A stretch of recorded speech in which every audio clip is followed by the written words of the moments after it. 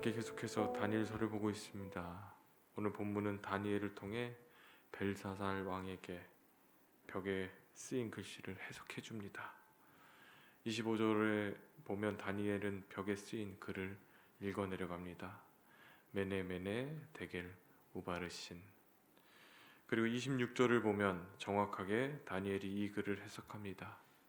벽에 쓰인 글자인 메네 메네 데겔 우바르신이라는 글자에 대해서 다니엘은 해석을 합니다.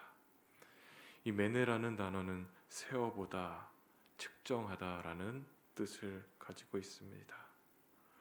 그런데 이 메네라는 단어가 2번 반복이 됩니다. 메네, 메네. 세어보다라는 말이 반복해서 쓰여져 있습니다. 세어보다라는 뜻의 메네를 반복했다는 것은 한 번만 세어본 것이 아니라 2번, 3번, 그 이상 자세히 세웠다는 말입니다. 하나님께서 심판하시기 전에 거듭 세워보았다는 뜻입니다. 그만큼 하나님은 심판을 매우 신중하게 결정하셨다는 것입니다. 하나님께로 돌아오기를 원했고, 그래서 처음부터 정확하게 다시 헤아렸다는 것입니다. 벨사살 왕 전부터 이어져 오는 조상들의 통치부터 벨사살 왕까지 계속해서 지켜보셨습니다. 바벨론을 다스리면서 하나님께로 돌아오기를 기다렸고 또 하나님이 인내하셨습니다. 또한 이렇게 2번 말했다는 것은 강조를 뜻합니다.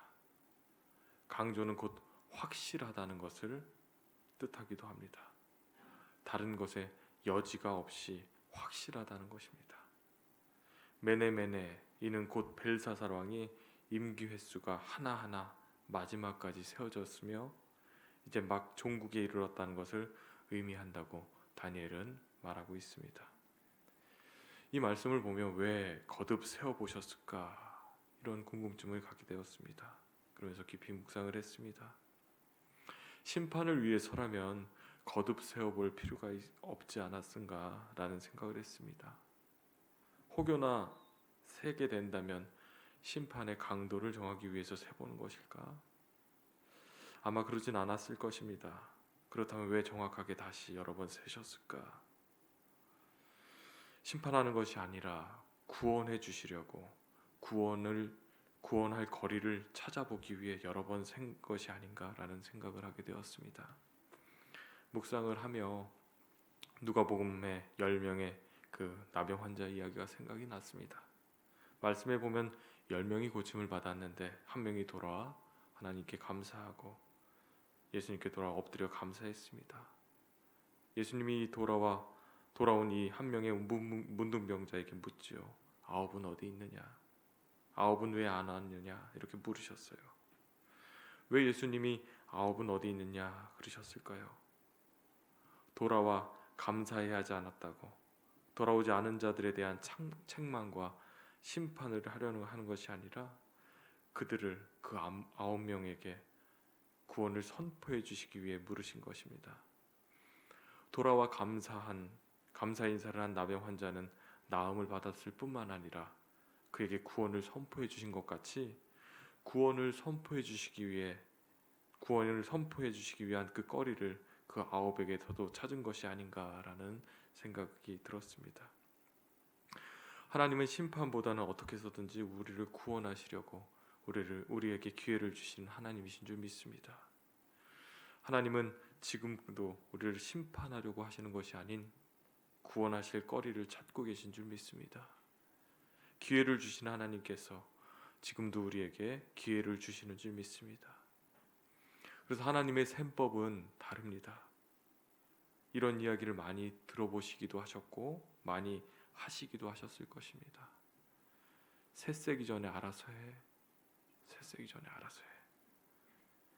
하나님의 셈법은요, 매정하게 셋을 세지 않으십니다. 하나, 둘 반, 둘 반의 반의 반, 둘 반의 반의 반의 반. 셋을 세지지 않습니다. 계속해서 기회를 주십니다. 기회를 주시다 못해 죄로 인해 죽을 수밖에 없는 연약한 우리를 위해 예수 그리스도를 우리에게 보내주신 줄 믿습니다. 그래서 모든 죄를 사하여 주시고 우리를 구원해 주신 줄 믿습니다. 하나님 그런 분이십니다. 끝없는 사랑으로 우리를 품으시는 분, 날마다 죄로 인해 힘겨워하고 쓰러지는 우리를 위해 하나밖에 없는 독생자 예수 그리스도를 우리 가운데 보내주신 그 사랑의 주님, 그 주님 의지하셔서 우리의 연약함으로 인해 하나님께로 돌이킬 것들이 있다면 결단하시고 주님께로 돌아서는 이 새벽 되시기를 주님의 이름으로 축원합니다.